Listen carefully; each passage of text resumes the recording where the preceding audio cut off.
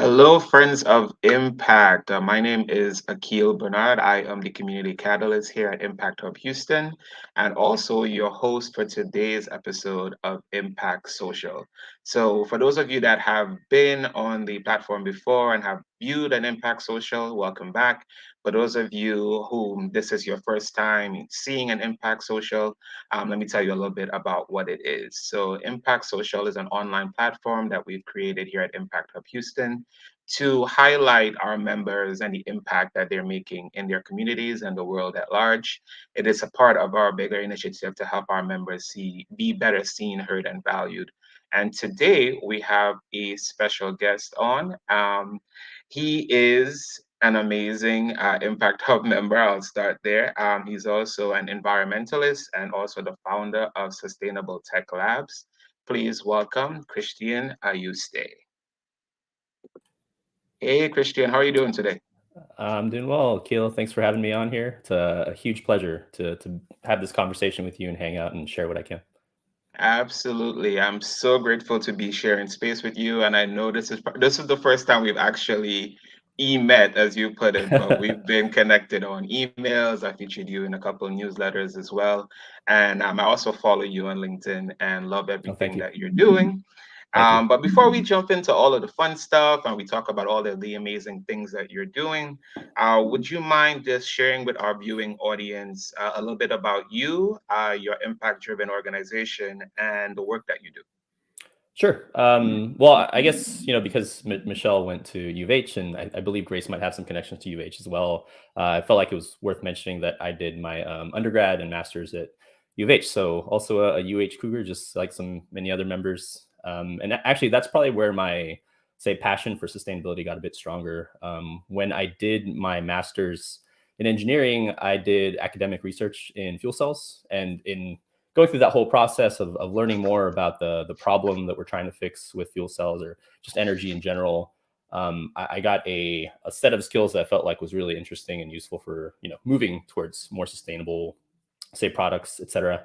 And then recently, I completed my MBA from IE Business School. I actually have the cup with me to show that off. Yeah, Congratulations. thank you. Yeah, so I did my MBA at IE Business School, which is based in Spain, and in having that new experience and learning a bit more about business, because I was in engineering for the longest time, I had the confidence to try something new, and that ultimately led to Sustainable Tech Labs. So at the moment, what Sustainable Tech Labs, at least what I'm aiming to do with it, is to be like uh, a testing ground for businesses that try to bring about more sustainable or more circular products for consumers.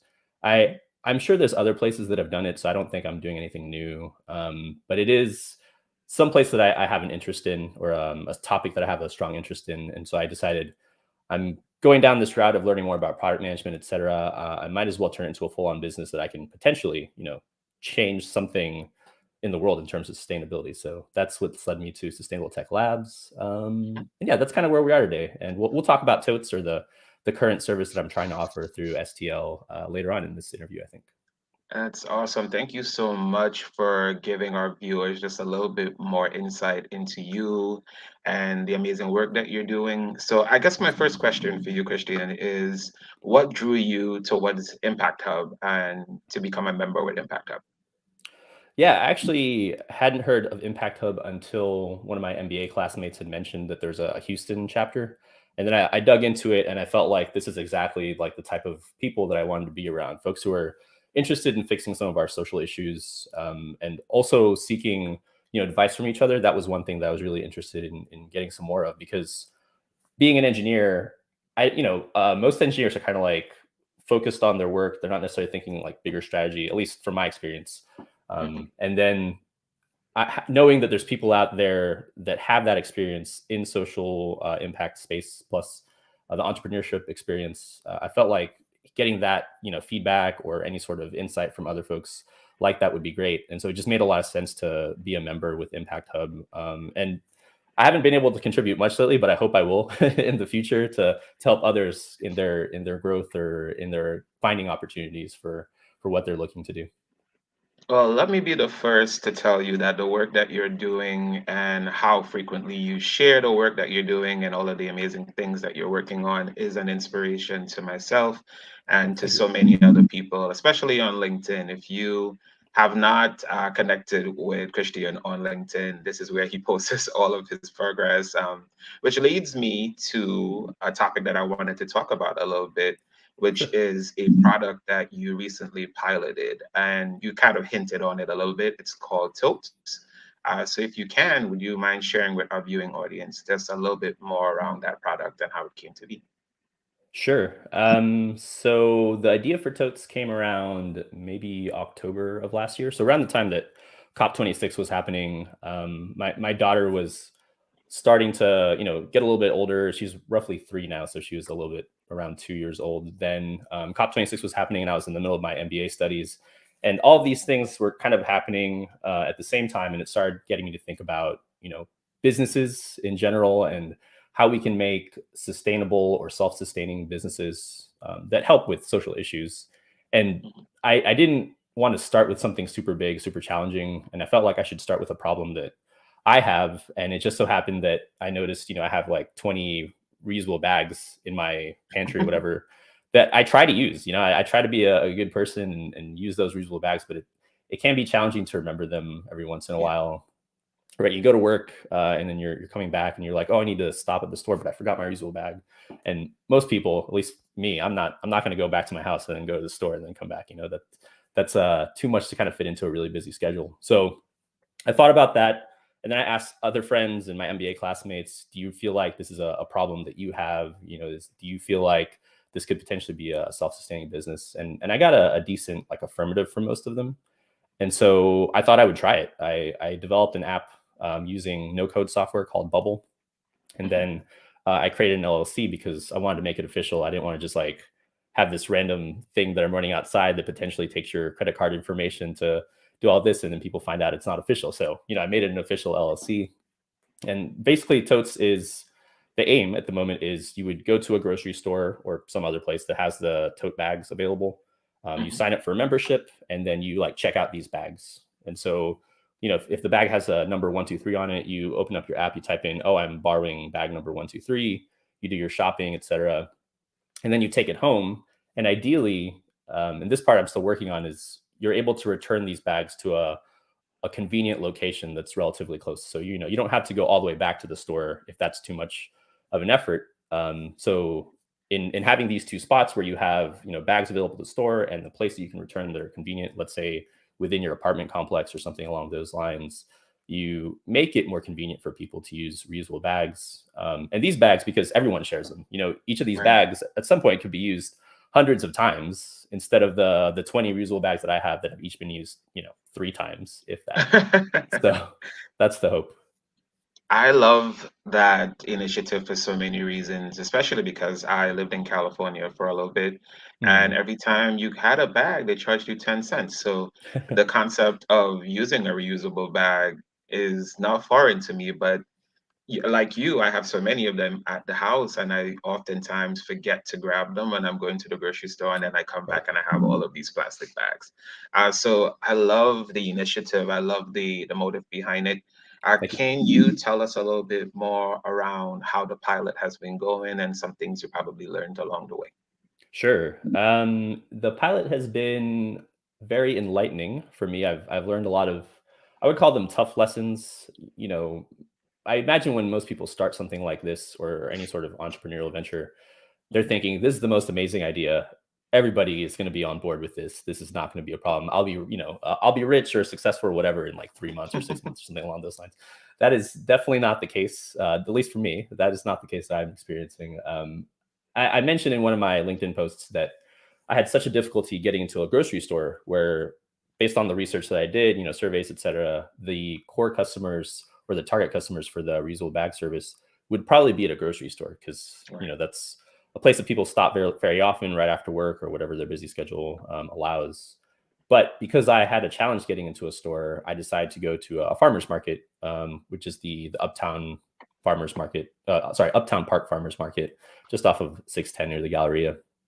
And the feedback there has been great. The people have been great. The market organizers have been great. But the customers, and sorry, the customers who I've talked to have been great as well. But they're not like the core customers. Most of the people who are at a farmer's market already have the reusable bags with them, because that's, they're trying to be that person who shops at a farmer's market and uses reusable bags often, etc. So it's been helpful to learn from being at the farmer's market, but that's not the core place that I would want to be. So one of the challenges I'm trying to overcome at the moment is, how do I find a way to get into or near a grocery store to really get, better data, and start getting the idea out there to the people who would probably use it the most. So at the moment, one of my ideas is potentially like renting out a space right next to a grocery store, which will be expensive, Right. potentially, because the totes concept right now is just like a stand that holds a bunch of bags, and to rent out this whole space just to have a stand in front of it that's near a Mhm. grocery store, it's expensive, but I think I could learn a lot from it, to be honest. So that's one of the challenges. What I loved about what you shared on LinkedIn was just the mock-up. You had a whole mock-up of what it would look like. I saw a figure of you there with the bags and the setup. It was a very creative way of helping people to see a little bit of what it would look like in pilot or beta form, I would say. And you actually kind of kept up on the progress and you shared along the way. What inspired you to share not only the concept that you have, but also the execution along the way? I think partly it was kind of like feedback. You know who Justin Kahn is? He was like a co-founder for Twitch, and he had shared a YouTube story some time back where he had said, you people love supporting founders, and kind of the journey that they go through. And I thought to myself, well, if I'm looking to get this idea out there and build community, etc., it doesn't hurt to share the story. At the very least, other people who are maybe in my situation, before I did my MBA, and you don't need an MBA to start a business, by the way, that's just what gave me the confidence to start going to do this stuff. I felt like at the very least, if there's other people who are maybe reluctant to start a business, or put their idea out there into the world, I can hope that maybe inspires. That's too strong of a word for it. I think I would do, but maybe inspire people to try that as well. So that was one part of it, and then the other side was, if it's true, and I believe what Justin says. He's a great guy based off what I've seen on YouTube. I've not met him myself, but I believe what he says, that building community and kind of sharing that story as a founder would be good for whatever product it is that you're trying to get out there. So I thought, let's give it a shot. Worst thing that comes out of it is, I've just spent some time writing these posts or articles or whatever, and no one cares. And Right. that leaves me exactly where I was before. Not really that different. So, There was so many comments below the post and people cheering you on. I love this how you took that moment and made it a point of engagement to help folks just see the value in creating a more environmentally sustainable future, which is something I know you talk about a lot on your platform. So as it pertains to creating a more environmentally sustainable future, I've heard you use this term a couple of different times, and it shows up in the work that you're doing and the impact that you're making. So, what advice would you give to someone that's interested in coming into the fold of sustainability, and are really wanting to make an impact and join you in that fight? What advice would you give to someone? oh wow. Um, I firstly, it feels kind of weird to potentially be giving advice, because I feel like I need the most advice. I think if I had to give anyone advice, they had an interest in doing something similar, definitely a focus on the customer or the consumer. Of course, what we're trying to do with improving sustainability, environmental sustainability, is challenging, and it will be challenging to get consumers to change how they live their lives now. It just like most folks, it is so hard to change your habits that you've been doing for so many years. I mean, I'm still trying to lose weight. I've been doing this. I've been restarting it like every few weeks or every few months or something like that. It's a huge challenge. Something like sustainability is far more difficult, or trying to be more sustainable. Doing things that are less convenient, but better for the planet, is just so difficult to do. And I think maybe where we could do better for people who are trying to improve that, is focusing on fixing those small pain points for the customers. Like what I'm trying to do with making it more convenient to have a reusable bag. If there was something like that for whatever other goals people have, I think as long as you focus on the consumers, you'll make some sort of improvement. Maybe it's not, maybe you're not able to remove all the plastic cups or whatever on the planet or something, but if you at least remove a few hundred because you made it easier to, I don't know, do something with them, whatever it is, I think that's a good start. Absolutely. So what I'm hearing is small but actionable steps to make some changes in your everyday life can actually go a huge long way if you're trying to join this fight of making, the world a more sustainable place, you know what I mean? So that we Absolutely. have it longer. I Yeah, love that. absolutely. I should have you summarize for all the things that I say in the future, Akil. You did that much better in just those few seconds than the giant spiel I just had. I appreciate that. I'm learning so much having joined Impact Hub because the passion for environmental sustainability is just through the roof when you come through the doors here at Impact Hub. All the way from our director to our deputy director to all of our members, we're all working on just making the world a better place, but starting with Houston first because that's where we all are at and that's where our hands are.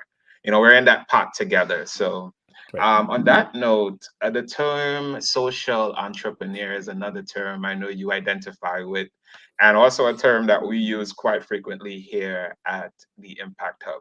If you had, let's say, about 30 seconds to explain to someone what social entrepreneurship is, how would you describe that? Oh man, I don't know if I'm the person to. I actually emailed one of my professors at my business school who taught a social impact course, and I was like, is would you think this thing that I'm doing? Would you think that's within the space of social entrepreneurship? And I guess if we assume that what I'm doing is, then I would describe a social entrepreneur as someone who is aiming to use business in a way that it's maybe not typically used for, in trying to affect or impact the social issues that we deal with here. Most often, I think when people imagine business, it's like a bad thing. Yeah, The large businesses out there, and that that might be just a result of how it's been done. However long in the past.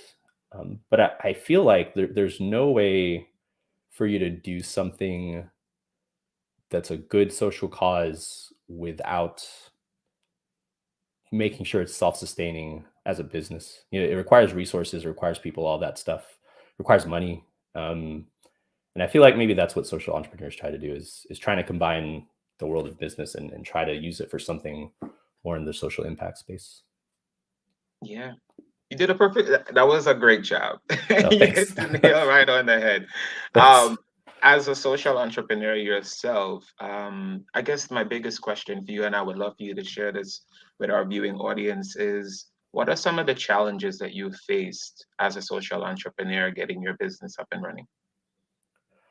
Um, I'd say the biggest challenge is what I'm doing is relatively new. It's not the first from what I've seen. There's some research that I did that suggests there was like a reusable bag competition or something some years back, and they've started to pilot some of it, perhaps in California or somewhere on the East Coast. But the idea is so different that, aside from having to explain it very thoroughly to convince people that it's not like a scam or something, Right. um, there's also the element of, like I said earlier, trying to convince people to live their life a little bit differently. Um, and again, because it's so small or so new, it's really difficult to get it into like the stores or wherever. And I imagine that's true for a lot of the things that we're trying to do. That whatever social impact folks within this Impact Hub Houston team are trying to do, Right. there's probably those challenges of, this is relatively uncommon for some of these things that we're doing, and people just are having some challenges wrapping their head around it, and trusting that it'll make the impact, that we expect it to do. Absolutely. And on the flip side, just to add some balance, because balance is good. As you ventured into social entrepreneurship, what are some of those benefits that you've I've ran into along the way? Because I know you're helping the world to become a better place, helping Houston to, just be more sustainable and helping the environment in the process. What are some of those benefits that you wear as a badge of honor proudly? Sure. Well, I guess one of the benefits for what I've been trying to do has been the community. So aside from the folks here at Impact Hub Houston, I've also met other Houstonians who are very much into sustainability and trying to be better about that. It's a lot more than I initially thought. Just Hmm. folks will stop by the booth or whatever that I set up at the farmers market, and they'll say, "This is a great idea," and that to me is really exciting to hear people be excited about those. And then I guess also the things that I've learned about marketing or whatever other topics through doing all these activities through Sustainable Tech Labs.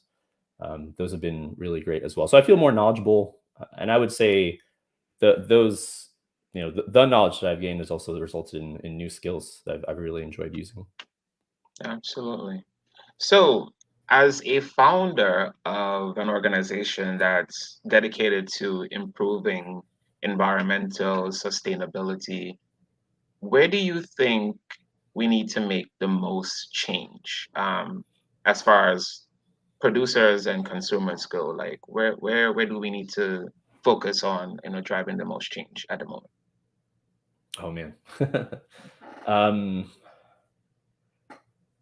maybe maybe where we can at least start is imagining the world a bit differently. Like, sure, the way we live now is super convenient. But if we could just imagine what it'd be like to change a couple of steps in the process, you might find that you can have a more sustainable system without a huge change in the way you live your life. So maybe as an example, and I had a plastic cup that I kept with me as a reminder. So my wife and I and my in-laws went to Spain recently for my MBA graduation, and travel is very intensive in terms of the impact it has on the environment. So I feel really bad about that. But I kept this cup because there was something about this cup that I didn't understand. This cup was like a basic plastic cup. We throw them away. They're super cheap, etc. Um, I was thinking this cup, I used it for like 30 seconds on a plane or 2 minutes on a plane, and then it's going to last for whatever decades in the environment. And I knew that, or I have heard of plastics that biodegrade more easily, don't last quite as long. I was thinking the cups that we use, in travel or as we travel, those could be this other type of plastic. It doesn't have to be the plastic that lasts forever.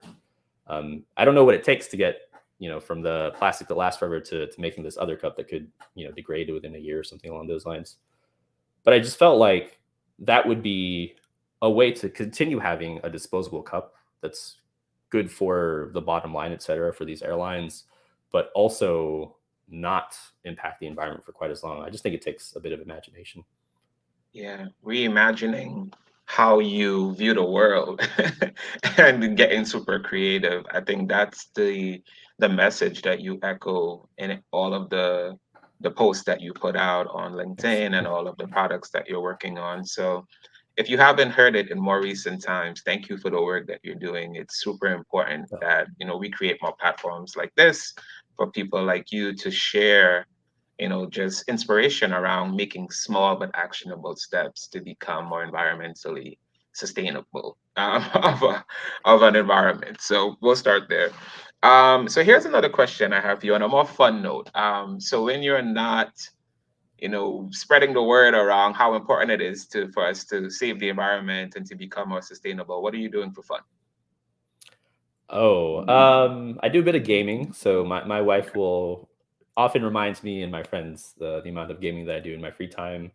I love just spending time with my daughter and my wife. So my daughter's turning 3 soon, and she's at that age where everything's super interesting to her. She wants to go do all these things, and I love seeing her stretch herself and gain all these new abilities and this new knowledge. It's great to see. So I love taking her to like the zoo, et cetera, and seeing her get excited about these new animals that she hadn't seen previously. That's Um, awesome. yeah, I'd say that's about it. Aside from it's weird to say, but Sustainable Tech Labs, I do take it seriously, but I do it in my free time. So I work full time, 40 hours a week or whatever as an engineer. And then in my free time, aside from those things I just mentioned, I work on this and then the coffee podcast, which I've mentioned in my posts as well. And those two things, STL or Sustainable Tech Labs and the coffee podcast, Mhm. those are also, while they are like business ventures or ventures in general, they're also kind of fun for me to make, make my brain go into a different space and think about these challenges and try to fix those. Those are surprisingly enjoyable. Absolutely. Tell us a little bit more about the coffee podcast. I'm really curious because those are my two favorite things, podcasts and coffee. You have the two of them together. Yeah. So I'm sold. Yeah, the coffee podcast was something that I started with a friend. We started planning it like 2 years ago. We were just thinking, we have known each other for 10 years and we've kind of always talked about coffee. We were coffee novices 10 years ago. And then maybe the last 5 or 6 years, we got a bit more into it because we got espresso machines. We each got an AeroPress, if you're familiar with that. And Mhm. we started to learn more about specialty coffee. And we were thinking, we have this love for coffee. We talk a lot about it. Maybe it could be a podcast that people would be interested in. Yeah. And just like with some other things, you don't really know. You should just test it out. You have no idea what's really going to happen. Maybe you did some research, but you won't know until you put it out there. And so we put it out there. We recorded our first episode last year at the beginning of September, actually. So we just hit our 1 year anniversary like 2 weeks ago. And it hasn't blown up as we expected. Anytime you do something, as I said earlier, you expect it'll be huge or whatever. We Mhm. have a consistent following, which is nice. We get to meet experts from around the industry within Houston as well. And we just get to talk about something that we love to do. And we get to hang out every Sunday morning when we record. So that's generally how the coffee podcast has gone. And we have a web page, which I'll plug later, like maybe in the LinkedIn post or something, if people are Yeah, interested. absolutely. If you want to share it here, I can go ahead. I normally have it queued up to put it in the chat, but I will drop it in the comment section as well. So folks that are viewing it can have access to the podcast as well as the website for Totes, because that's two amazing projects that people would probably want to follow and support. Thank you. So awesome. So we've covered what you do for fun. We've covered your mission-driven impact that you're working on. So just to wrap up, let's take a moment just to look down the road, 3, 5 years from now. Let's go with 5 years. 5 years from now, where do you envision your business being in 5 years, and what are your hopes for it? 5 years. I would love it if the reusable bag service was in at least like one major Houston area store, like all of their stores. That would be great. And part of the reason why I call it Sustainable Tech Labs is that it wouldn't just be the reusable bag service; it would be other things as well. I've had discussions with friends of mine through my MBA intake or cohort, and they've suggested things like reusable cups, which might be kind of weird to think about at first, but like you don't want to potentially you don't want to reuse something that someone else has used, but Yeah. if you could do it in a way that people would trust, that it's cleaned and durable, all that stuff, it would be great to see that out there as well. So that's a really lofty hope for 5 years, considering where I've not really gone in the past year or 6 months that I've been doing the Sustainable Tech Labs. But I can hope. So that's what I hope for 5 years from now. I think you can do it. And I think with Thanks. the growing following that you have and the amount of people that are coming aboard the mission to just make the world a more sustainable place, the army is growing and getting bigger and bigger Yeah. every day, and you're a general in that. So it's Oh. something to be real proud of. And you're walking the walk. You know what I mean? You're actually doing it, and that I can appreciate, and I'm sure all of our viewers can appreciate that as well. So on that note, before we wrap up, Christian, is there any last minute shout outs you want to give to anyone out there in the viewing land? Is there anything you want to plug about your business or any upcoming events that you might want to highlight? Definitely shout out to my wife and my family for being supportive of doing this whole thing with Sustainable Tech Labs, it does take time away from, our time as a family, but she knows it's something I'm passionate about. So I appreciate that for sure. And then shout out to, you guys at Impact Hub Houston, getting me connected with other entrepreneurs and supporting, providing feedback, etc. That's been huge as well. And there's no shortage of supporters on my side. I've been very fortunate to have that. Folks from my MBA program, folks from the many schools that I've gone to. There's aside from just University of Houston, also IE Business School in Spain, and then just some folks who are like on LinkedIn who are following me and saying that they like the idea, etc. I really appreciate every single one of those folks and the kind words that they have. So thank you to everyone. Absolutely. Well, thank you, Christian, for joining us today and for sharing a little bit more around your mission driven impact that you're working on. We wish you all the support and all the best with your future endeavors. And we'll be here along the way to help you in any way that you can to continue to help you be seen, heard, and valued. And on that note, folks, we are a wrap for today. Again, my name is Akil Bernard, and I am the community catalyst here at Impact Hub Houston. If you are interested in learning more about what we do here at Impact Hub Houston, you can go ahead and check out our website. One sec, I'll put that up there for you. And that's our website at the bottom. So if you want to go check that out, we have a bunch of amazing events coming up. And yeah, if you need more advice or you need any more details around how to become a member and all of the different benefits that come with membership, you can reach me at akil.bernard@impacthub.net, and I would be happy to walk you through. All right. Thank you guys so much. And until next time, this is Impact Social. Bye-bye. Everyone.